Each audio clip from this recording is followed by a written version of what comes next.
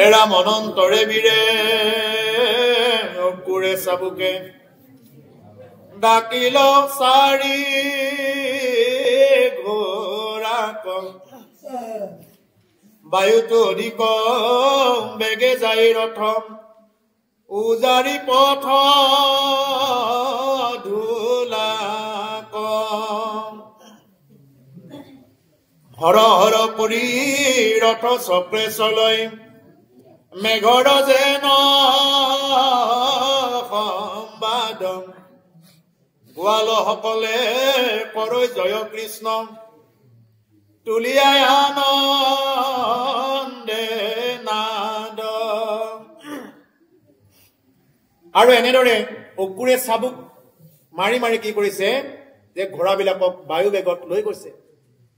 যে মেঘত যেনেকুৱাকে গুৰুম গুৰুম শব্দ হয় ঠিক তেনেকুৱাকে ঘোঁৰাবিলাকো চলিছে গুৰ গুৰ শব্দ কৰি পেলাই ঘোঁৰাবিলাকো অতি বেগেৰে কি কৰিছে মথুৰা অভিমুখে যাত্ৰা কৰিছে গোৱাল সকলেও আৰু আনন্দ কৰি কৰি জয় কৃষ্ণ বুলি তেওঁলোকে গৈ আছে এৰাম সমস্তে দিশৰ পলায় মংগল শুনিয়া তাৰ শব্দ ও পাছে ৰাম কৃষ্ণ অকুৰে সহিতে পাইলা কালিন্দীৰ হৃদয় ও ৰথত নামিয়া ৰাম কৃষ্ণে পিলা জল যমুনাৰ পাছে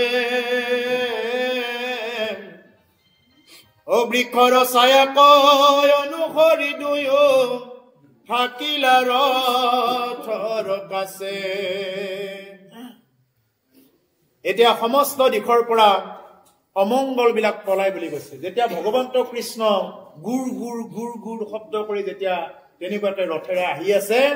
সেই ৰথৰ ধ্বনিত কি হৈছে ঘোঁৰাৰ শব্দত বা প্ৰভু ভগৱন্ত যেতিয়া আহিছে গোটেইবিলাক মানে পবিত্ৰ হৈ গৈছে তাৰ পৰা অমংগল বিলাক পলাই গৈছে ঠিক তেনেকুৱা প্ৰভুসকল এই যদি হৰি নামৰ শব্দ এই মাইকৰ ধ্বনিতেই হওক বা যিকোনো ধ্বনিত যিমান দূৰলৈ শুনিছে কিমান দূৰলৈ কি হৈছে ইয়াৰ বায়ু পবিত্ৰ হৈ গৈছে ইয়াৰ এই ঠাইৰ পৰা কি হৈ গৈছে যে কাৰোবাৰ যদি বিভিন্ন প্ৰকাৰৰ কিবা হানি বিঘিনি হ'ব লগা আছিল এই বিলাকৰ পৰা যথেষ্ট পৰিমাণে ৰেহাই পাব এই কাৰণে এটা অঞ্চলত যে ভাগৱত পাঠ কৰা হয় যে ভকতসকলক মাতি যে ভাগৱত পাঠ ব্যাখ্যা অনুষ্ঠান কৰা হয় এইটোৰ কাৰণত যে এই ভাগৱত পাঠ য'ত হ'ব সেই ঠাইত বৈকুণ্ঠপুৰীলৈ পৰিণত হয় আৰু সেই ঠাইৰে যিহেতু ভকত বৈষ্ণৱসকল অহা যোৱা কৰিব সেইকাৰণে সেই পথটো কি হৈ যায় অতি মংগলজনক হৈ যায় দূৰদৰ্শাবিলাকে হেৰি ধৰিব নোৱাৰে আৰু ভগৱন্ত কৃষ্ণ যি পথেৰে গৈ আছে সেই পথত কৈছে অমংগল বিলাক পলাই গৈছে পাছে ৰামকৃষ্ণ অকুৰে সহিতে পাইলা কালিন্দীৰ হত এইবাৰ কালিন্দীৰ হত তাতে পালে ৰথৰ নামিয়া ৰামকৃষ্ণে পিলা জল যমুনাৰ পাছে বৃক্ষৰ ছায়াক অনুসৰি দুয়ো থাকিলা ৰথৰ কাছে আৰু বৃক্ষৰ ছায়াত কি কৰিলে তেওঁলোকে যমুনাৰ জল পান কৰি অকণমান সময় ৰেষ্ট কৰিছে আমি যেনেকৈ কৰবাত গ'লে অকণমান ৰৈ যাওঁ নহয় তেনেকুৱাকে তেওঁলোকে যেহেতু ইমান দূৰৰ পৰা এটা যাত্ৰা কৰি আহিছে গতিকে অকণমান তেওঁলোকে ভাগৰ জুই আছে শংকায়ে শত্ৰুক শংকায়ে অকুৰে দুহাংক থৈলন্ত ৰথ তুলি ও নামিলা যমুনা জলে দানপতি ও মইতো সন্ধ্যা কৰো বুলি তেওঁলোকক ৰথতেই বহুৱাই থৈ দিলে কাৰণ কোনোবা শত্ৰুই কিবা কৰিবও পাৰে গতিকে শত্ৰুৰ আক্ৰমণ নহওক এই বুলি ৰাম আৰু কৃষ্ণক অৰ্থাৎ বলৰাম আৰু কৃষ্ণক ৰথত বহাই থৈ অকুৰে কি কৰিলে কালিন্দীৰ হ্ৰদত আহি সন্ধ্যা স্নান কৰিবৰ কাৰণে তেওঁ আহিছে বিধিবতে স্নানী নিমজিয়া জলে জপিলন্ত মন্ত পাছে দেখে দানৱতী হেই ৰামকৃষ্ণ দুভায়ুত আছে ও জনো তৈত ৰথে নাহি কন্ত বুলি জলৰৈ উঠি সতৰে পূৰ্বৱতে বুকি আচন্ত দুভায়ো দেখন্ত ৰথ উপৰে অসুৰে যেতিয়া পানীত ডুব দিলে সন্ধ্যা স্নান কৰো বুলি বলৰাম আৰু কৃষ্ণক ৰথৰ ওপৰত ৰাখিছিল এটা পানীত ডুব দি দেখা পাই ৰাম আৰু কৃষ্ণ এতিয়া পানীৰ মাজতো আছে আকৌ সন্দেহটো ভঞ্জন কৰিবৰ কাৰণে তেওঁ আকৌ এনেকুৱাকে উঠি চাই দেখে তেওঁলোকতো ৰথৰ ওপৰতে বহি আছে অসুৰে এই আচৰিত দৃশ্যটো দেখিব ধৰিলে পানীৰ তলতো কৃষ্ণ আছে হে ৰাম তইতো মিছা মই দেখিলো বুলিয়া অ দুনাই বুঢ়ী অ দেখোন তই অনন্ত সহস্ৰে কহিৰে অ আচন্ত আতি প্ৰকাশী তেওঁ ভাবিলে যে তইতো মিছা মই দেখিলো বুলিয়া দুনাই বুঢ় দিলা আখি এইবোৰ মিছাই দেখা পালো নেকি যে ওপৰত যে দুইজন ভাই বহি আছে তেওঁ আকৌ ওপৰৰ ফালে এনেকুৱা ডুবটো মানে ডুবৰ পৰা আকৌ পানীৰ পৰা উঠিবলৈ এনেকুৱাকে চাই যে দুই ভাই ৰথৰ ওপৰত বহি আছে আকৌ ডুব দি চাই এইবাৰ দেখা পালে যে দেখন্ত অনন্ত সহস্ৰে কহিৰে আচন্ত আতি প্ৰকাশী এই অনন্ত নাগে কি কৰি আছে অনন্ত ফনা ধৰি আছে ফনা মেলি আছে অ হাজাৰে ক ফনা মণি ৰত্ন জলই যে নয়াদিত পান্তি সহস্ৰে কহিৰে ৰত্নৰ কীৰ্তি হাজাৰে ক ৰয় কান্তি দেখা পালে যে হাজাৰখন ফনা মেলি তেনেকুৱাকে অনন্ত মানে অনন্ত নাগ তেনেকুৱাকে আছে এৰাম বিচিত্ৰ পবিত্ৰ নীল বস্ত্ৰ শুভয় মৃণাল ধৱলকাই শৃংগে হমে যেন কৈলাশ পৰ্বত আচন্ত ফনাই উৎসাই কৈলাশ পৰ্বতৰ সমান মানে ইমান উচ্চ হৈ ফনা মেলি আছে সেইকাৰণে প্ৰভু অকল পানীত যে ঈশ্বৰ নাথাকিব এনেকুৱা কথা নহয় যেনেকুৱা অসুৰে দেখা পালে ভগৱন্ত পুৰুষ চবৰ ভিতৰতে বিদ্যমান হৈ আছে চবৰ ভিতৰতে আছে পানীত আছে মাছৰ ভিতৰত আছে কাছৰ ভিতৰত আছে চব জীৱৰ ভিতৰত আছে আপোনাৰ তাত আছে মোৰ তাত আছে চবৰ ভিতৰত আছে হেন জানি আমি কোনো জীৱক আমি সেইকাৰণে মাৰিব নালাগে বিনা কাৰণত দণ্ড দিব নালাগে আৰু বলি দিয়া আদি কাৰ্যৰ পৰাতো দূৰতে থাকিব লাগে এইবিলাক কোনো কাৰণত নহয় সেইকাৰণে প্ৰভুসকল আমি যিমান পাৰি ভকতসকলে বা ভাগৱত প্ৰেমীসকলে যিমান পাৰি মাছ মাংস কণীৰ পৰা দূৰত থাকিব লাগে মাছৰ ভিতৰতো ঈশ্বৰ থাকে কণীৰ ভিতৰতো আছে কণীটো গৰ্ভ হয় একফালে চাব গ'লে কণী গৰ্ভ হয় চৰাই গৰ্ভ চৰাই বীৰ্য কোনোবাই ভাজি খায় চৰাই গৰ্ভ কোনোবাই ভাজি খায় আপুনি এনেকুৱা এজন অসুৰৰ নাম দেখুৱাই দিয়ক এইজন অসুৰে কণী খাইছে বুলি দেখুৱাই দিয়ক এজন অসুৰৰ নাম দেখুৱাই দিয়ক ভাগৱতৰ পৰা বা কোনোবা পুৰাণৰ পৰা কণী খাইছে পিশাচৰ বাহিৰে কোনেও কণী নাখায় কিন্তু মানুহে কণী খাব যায় ইয়াতকৈ দুৰ্ভাগ্য কি হ'ব পাৰে সেইকাৰণে প্ৰভুসকল যিমান পাৰি আমি কণী অৰ্থাৎ চৰাই গৰ্ভ অৰ্থাৎ চৰাই বীৰ্য খোৱাৰ পৰা আমি 1 নম্বৰত আঁতৰত থাকিব লাগে আৰু 2 নম্বৰ কথা হ'ল অন্য জীৱ জন্তু ভক্ষণ কৰাৰ পৰা দূৰত থাকিব লাগে সমস্ত ভূততে বিষ্ণু বুদ্ধি নেদেখা পৰ্যন্ত কাই বাক্য মানে অভ্যাস কৰি থকাৰ নামেই হ'ল ভক্তি ভক্তিটো বেলেগ একো নহয় প্ৰভুসকল বোলে মই একযোৰ ধুতি চোলা পিন্ধিলো গলত গামোচাখন ললো যতে বাই ততে যিকোনো খাই কৰিছো এইবিলাক ভক্তি নহয় ভক্তিটো গতিনি বস্ত্ৰ ললেই ভকত নহয় কি কৰিব লাগিব তেওঁ অন্তৰৰ পৰা শুদ্ধ হ'ব লাগিব তেওঁ যদি মাছটোৰ ভিতৰতেই কৃষ্ণক দেখা নাই হাতৰ ভিতৰতেই কৃষ্ণক দেখা নাই দেখাজনৰ ভিতৰতে যদি কৃষ্ণক দেখা নাই তুমি ভকত বুলি কৈ কি হ'ব তুমি মাছটোৰ ভিতৰত কৃষ্ণক দেখা নাই ৰাতি আন্ধাৰতে তুমি জানৰ মুখ আগুৰিবৰ কাৰণে গৈছা বাৰিষা কি হ'ব তেতিয়া গতিকে সেইকাৰণে প্ৰভুসকল চবৰ ভিতৰত আছে সেইকাৰণে মহাপুৰুষে বৰগীতত কৈছে হে যত জীৱ জংগম কীটপ তংগম অগ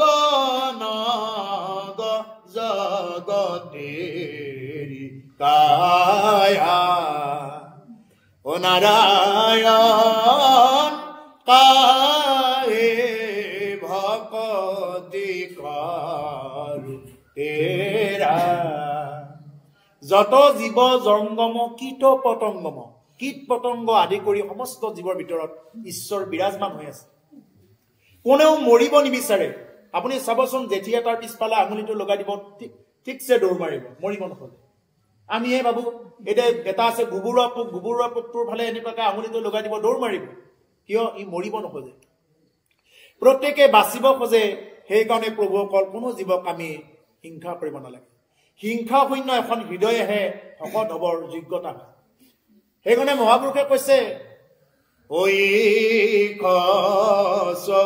ৰূপে হৰি হব ঘতে বৈঠক জয়সন গগনাবি আপি ঈশ্বৰ স্বৰূপে সকলোৰে ঘটবিলাকত বহি আছে এনেকুৱা এটা যদি মাটিৰ পাত্ৰ যদি আমি 100টা যদি মুকলি আকাশৰ তলত পানী দি যদি পাত্ৰ পাতি দিওঁ 100খন আকাশ দেখা পাম 100টা সূৰ্য দেখা পাম সেই বুলি আকাশ 100খন নহয় ঠিক তেনেকুৱা ইয়াৰ ভিতৰত অনেক জীৱ আমি দেখিবলৈ পাওঁ কিন্তু প্ৰত্যেকৰ ভিতৰত এক আত্মাই আছে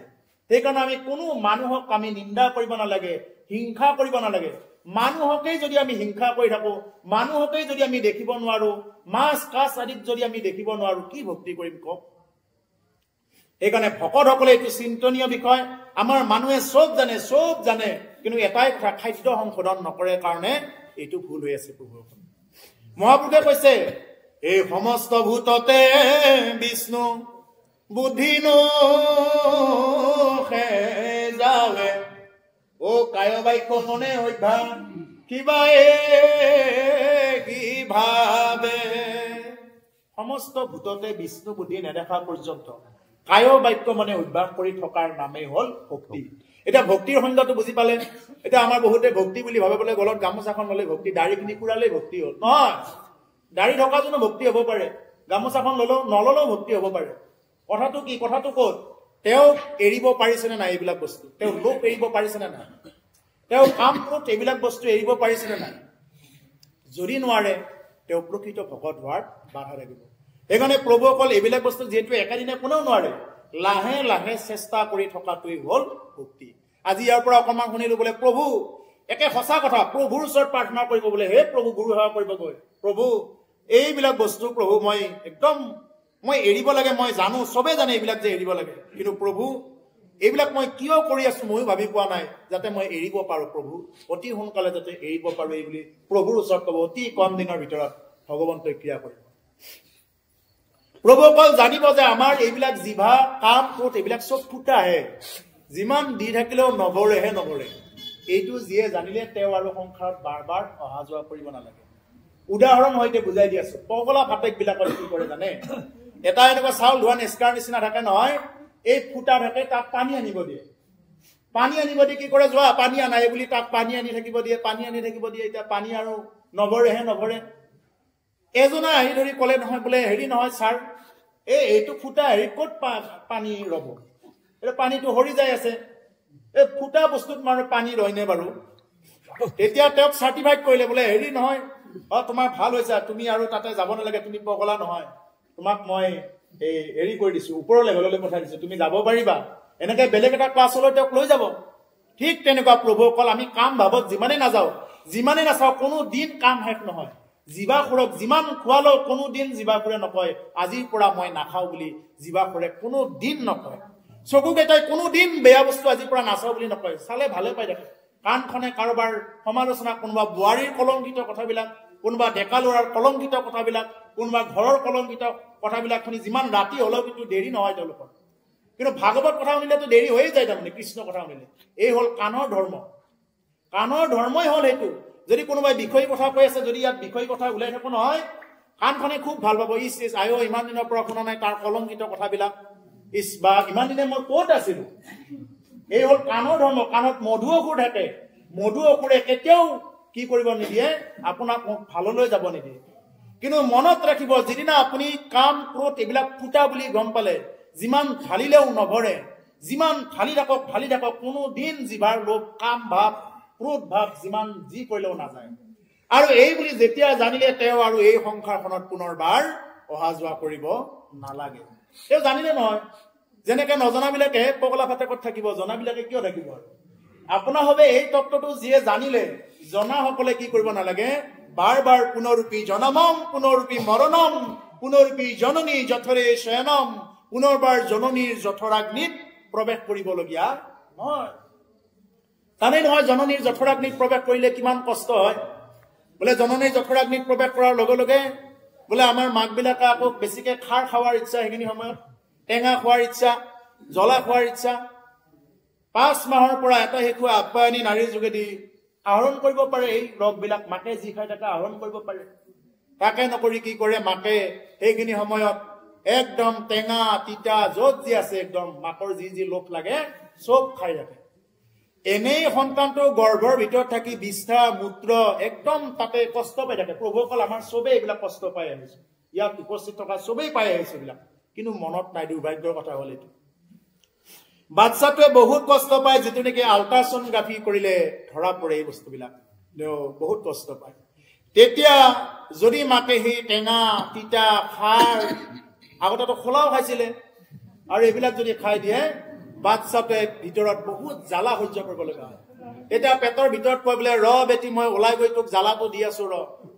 মোক জ্বালা দিছা পেটৰ ভিতৰত থাকোতে ওলাই গৈ বেটি তোকো জ্বালাটো দি আছো আৰু এই বুলি ওলাই আহি কি কৰে এই মোবাইল দি মোক মোবাইল নিদিলে ঘৰৰ যে বেৰা চেৰা ভাঙি দিয়ে এই যে বাইক লাগে বাইক নিদিয়াৰ লগে লগে যে বেৰা ভাঙি দিয়ে নহলে যে ভাত চাপ নোখোৱা হয় যে এইবিলাক কৰি থাকে জন্ম দিব নজনাৰ কাৰণত এইবিলাক হয় যিসকলে ভৱিষ্যতে প্লেনিং কৰিছে বা যিসকলে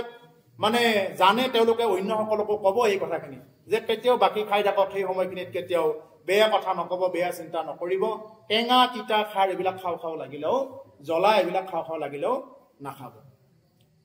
আৰু তেতিয়া এই সন্তানটোৱে গৰ্ভৰ ভিতৰত থাকি ভগৱন্তক প্ৰাৰ্থনা কৰে বোলে যদি কোনোবা ঈশ্বৰ আছা মোৰ আগত প্ৰকট হোৱা মই তোমাকেই ভজনা কৰিম আৰু তেতিয়া সাক্ষাৎ হয় আৰু ভগৱন্তই কি কৰে তেওঁ সাক্ষাৎ কৰি গৰ্ভৰ ভিতৰৰ পৰা বাহিৰ কৰাই দিয়ে প্ৰসূতি বায়ুৰ সহায়ত বাহিৰ কৰাই দিয়াৰ লগে লগে শিশুটোৱে কাহা কান্দিব ধৰে ক'ত গ'ল অলপ আগত যে মই দেখিছিলো এই যে হৰিক যে মই অলপ আগত দেখিলো কাহা ক'ত গ'ল আৰু মাকে সেইদিনা সঁচা কথাটোকে কয় কি কয় এ বাবা নাই মাইনা নাই একো নাই বাবা এই দুনিয়াত একো নাই লেংটা হৈ আহিছা লেংটা হৈ যাবা এ আই একো নাই লেংটা হৈ আহিছা লেংটা হৈ গুচি যাবা একো নাই এই বুলি সেইদিনা মাকে কিন্তু সঁচা কথাটোকে কয় কিন্তু পিছ মুহূৰ্ততে মায়াত পৰি এনেকুৱা হৈ যায় যে সেইবিলাক চব পাহৰি যায় আৰু সেইকাৰণে এতিয়া পাহৰি যোৱাৰ ভিতৰত আমিও একো যাম গতিকে প্ৰভুসকল মহাৰাজ পৰীক্ষিতে যেনেকুৱাকে 7 দিন 7 ৰাতি ভাগৱত শুনি গতি পালে আমিও গতি পাব লাগিব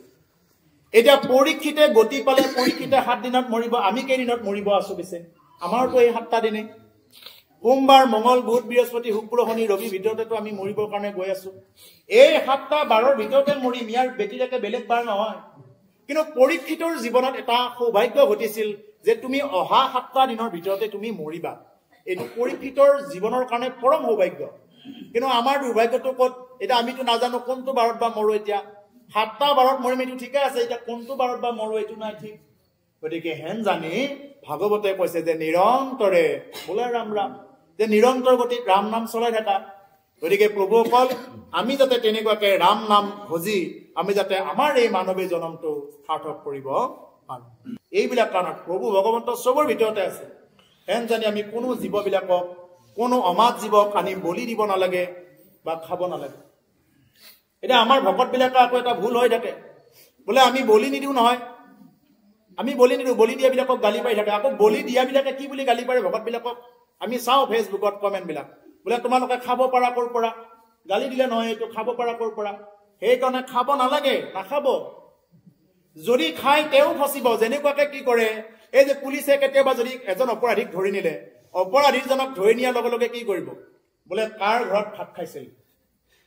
কোনটো জায়গাত ৰৈ আছিল কোনখন গাড়ীত আহিছিল সব লোকেশন চাই এটা এটাকৈ উঠাই নিব তেওঁ এটা এটাকৈ জাৰা কৰিব ঠিক তেনেকুৱা বোলে মই হাতো মাৰা নাই নহয়, অমুকাই কাটিছে মই কিনিহে আনিছো, নহব। কাটিছে তুমি ভাগ লৈছা নহয় তুমি পাপত, তুমি আনিছা যেতিয়া তুমিও ফচিবা, চব ফচিব। বোলে হে ভাই তুমি আমাৰ বাটতে দোকানখন দিয়া, মই তোমাক পইচা দিছো,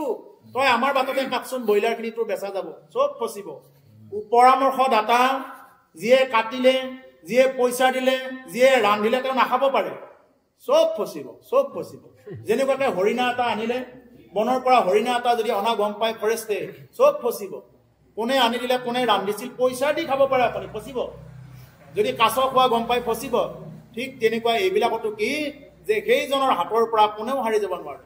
সেইকাৰণে প্ৰভু অকল বলি দিয়ক নিদিয়ক ভকত অভকত কথা নাই, সেইবিলাক জীৱ জন্তু হত্যাৰ পৰা হিংসাৰ পৰা আমি দূৰত থাকিব লাগে। প্ৰথম ভগতী ৰাস্তাত খোজ দিয়াৰ এটাই উপায় যে আমি হিংসা শূন্য হোৱাটো প্ৰধান কথা। হে ৰাম সৰ্বৰ নায়ক অনেকে প্ৰণাময়, বেৰিয়া মাথ দুৱাই, পৰম আশ্চৰ্য দেখিয়া পুৰে সাহন্ত চকু বলাই। অকুৰেতো আচৰিত হৈ চাইছে, যে ইফালেও চাই সিফালেও চাই, চব ফালে কি কৰিছে যে সৰ্বৰ নায়ক অনেকে প্ৰণাময়, বেৰিয়া মাথ দুৱাই। এই অনন্ত নাগক, হাজাৰখন খনাৰ অনন্ত নাগক চব সৰ্পই কি কৰিছে, প্ৰণাম কৰিছে। আৰু সেইটো অকুৰে এই দৃশ্যভাগ দেখা পাইছে।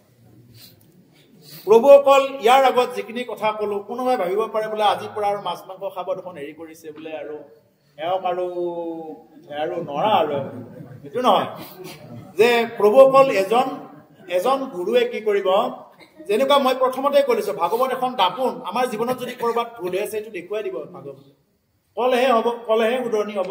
যদি কোনোবাই বেয়া পাব বুলি নকয় তেতিয়াহ'লে এইটো শুধৰণি নহয়, আৰু এইবিলাক বনাই পোৱা কথাও নহয়। এন জানি আমি নিজক নিজে সংশোধন হোৱা ভাল, আৰু সংশোধন হবলৈ চেষ্টা কৰাও ভাল। এৰাম তাহান কলাত দেখন্ত কৃষ্ণ কম, তনু নৱ ঘন শ্যাম, তাতো পিতবস্তে প্ৰকাশন্তে আছয়, তোলোকে নাহি পাম। আৰু সেই অনন্ত নাগৰ কোলাত ভগৱন্ত কৃষ্ণ শ্যাম বৰণীয়া হৰি এটাৰে ধুনীয়াকৈ তেওঁ তাতে বহি আছে। এই মুৰলী মোহন প্ৰভু ভগৱন্ত তাতে বিৰাজ কৰি আছে। প্ৰসন্ন বদন অৰুণ নয়ন, যেন পংকজৰ পাখি, অধৰ ৰাতুল দন্ত কুণ্ড কৰি, তাতে মনোহৰ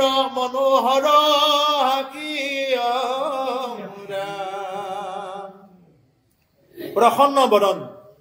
ইমান প্ৰসন্ন বদনত আছে অৰুণ নয়ন, মানে পদুম ফুলৰ কলিটোৰ দৰে খুব সুন্দৰ তেওঁৰ চকু হালে, দেখিবলৈ খুব সুন্দৰ। যেন পংকজৰ পাখি, অধৰ ৰাতুল দন্ত কুণ্ড কৰি, তাতে মনোহৰ হাসি, খুব সুন্দৰ যি নেকি হাঁহি, ইমান ধুনীয়া তেওঁৰ ৰূপ। এই ৰূপটো কোনে দেখা পাইছে, যে অকুৰে এই সাগৰৰ তলত এই ৰূপটো দেখা পাইছে। এৰাম ভুৱন নাকিকা নিৰ্মল কপোল, প্ৰকাশ পান্তি, এৰাম হিৰত মুকুত মকৰ কুণ্ডলম, কৰ্ণে জলম